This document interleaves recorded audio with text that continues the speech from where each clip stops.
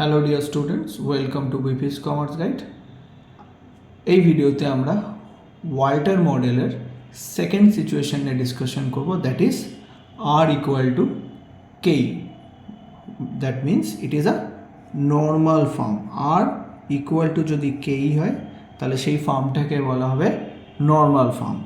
তো নর্মাল ফর্মের ক্ষেত্রে কি বলছে, the market value of the shares will remain invariant to changes in the DP ratio of the farm.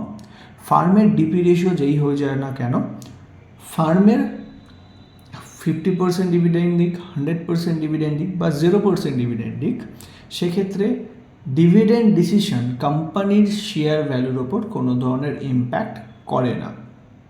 তাহলে আমরা একটা এক্সাম্পল নিয়েছি, এক্সাম্পলের মাধ্যমে সেটাকে আমরা প্রুফ করে দেখাই। তো এখানে আর হচ্ছে আমার 10%, কেই হচ্ছে 10%, ই হচ্ছে আমার 5%।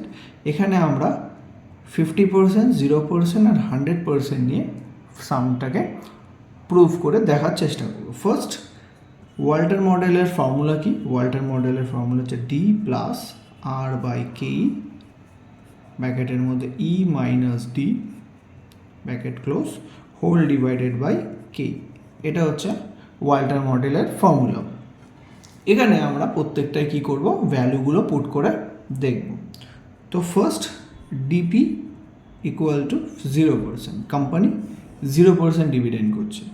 তো 0% মিনস 5 ইন্টু 0%, 5 ইন্টু 0% করলে 0 হয়। তো কোম্পানি ডিভিডেন্ড দিচ্ছে 0 রুপিস, শুনো কোনো ডিভিডেন্ড দিচ্ছে না। সেক্ষেত্রে কোম্পানির প্রাইস কী হবে, শেয়ার ভ্যালু। তো ফর্মুলার মধ্যে আমরা একটা একটা করে পুট করি। তো ডি হচ্ছে আমাদের 0 প্লাস আর হচ্ছে আমাদের 10%, আর 10%, দ্যাট ইজ 0.10 ডিভাইডেড বাই 0.10। ই হচ্ছে আমাদের 5 মাইনাস 0 হোল ডিভাইডেড বাই 0.10। তো এখানে হচ্ছে 0.10 বাই 0.10 করলে 1 হয়ে যায়, 5 মাইনাস 0 করলে 5, তাহলে 5 ইন্টু 1 করলে 5। তো 5 ডিভাইডেড বাই 0.10, এটা করলে হয় রুপিস 50। এবার আমরা ডিপি রেশিওটা চেঞ্জ করে দিচ্ছি 50%। কোম্পানি এখন ডিভিডেন্ড পে করছে কত, 50%। তো যদি 50% করে তাহলে 5 ইন্টু 50% করছে, তার মানে 2.50। কোম্পানি 2.5 টাকা ডিভিডেন্ড দিচ্ছে।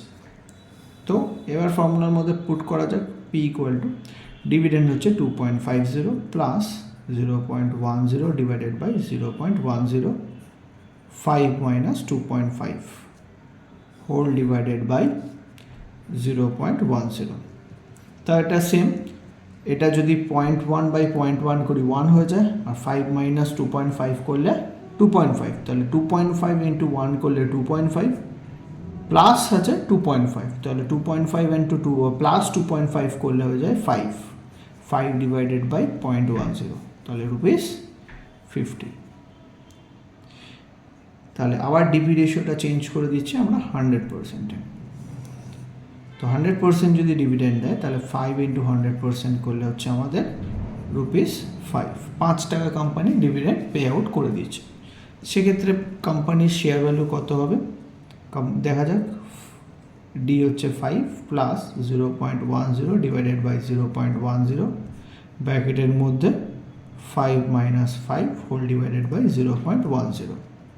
তো এখানে কী হবে, 5 মাইনাস 5 করলে 0 হয়ে যাবে, আর এটা করলে হচ্ছে 1 ইন্টু 0 করলে 0, তাহলে মিনস 5 ডিভাইডেড বাই 0.10, তাহলে হচ্ছে রুপিস 50।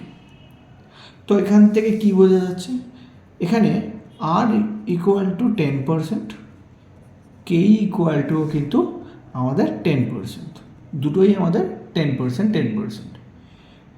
তো যেহেতু দুটোই 10%, দ্যাট মিনস এটাকে বলা হবে নর্মাল ফার্ম। নর্মাল ফার্মের ক্ষেত্রে ডিভিডেন্ড পে আউট কিন্তু কোনো ধরনের ইম্প্যাক্ট রাখে না। তো এখানে কিন্তু সেই আমরা প্রুভ করলাম যে কোম্পানি যেই ডিভিডেন্ড পে আউটই করুক না কেন, কোম্পানির শেয়ার ভ্যালুতে কোনো ধরনের কিন্তু ইম্প্যাক্ট আসছে না। 0%-এ রুপিস 50 দাঁড়াচ্ছে, 50% ডিভিডেন্ড পে করলেও রুপিস 50 দাঁড়াচ্ছে শেয়ার ভ্যালু, আর 100% ডিভিডেন্ড পে করলেও সেক্ষেত্রেও কিন্তু 50 টাকায় শেয়ার ভ্যালু দাঁড়াচ্ছে। তো এটা হচ্ছে ওয়াল্টার মডেলের second situation, that is normal ফার্মের ক্ষেত্রে কিভাবে ক্যালকুলেশন হবে। তো এক্সাম হলে যদি আমাকে নর্মাল ফার্ম ক্যালকুলেট করতে দেয়, তাহলে ফার্স্ট আমাদের আর অ্যান্ড কে দুটোর ভ্যালু দেখে নিতে হবে। দুটো যদি সেম থাকে তাহলে সেটাকে বলা হবে নর্মাল ফার্ম।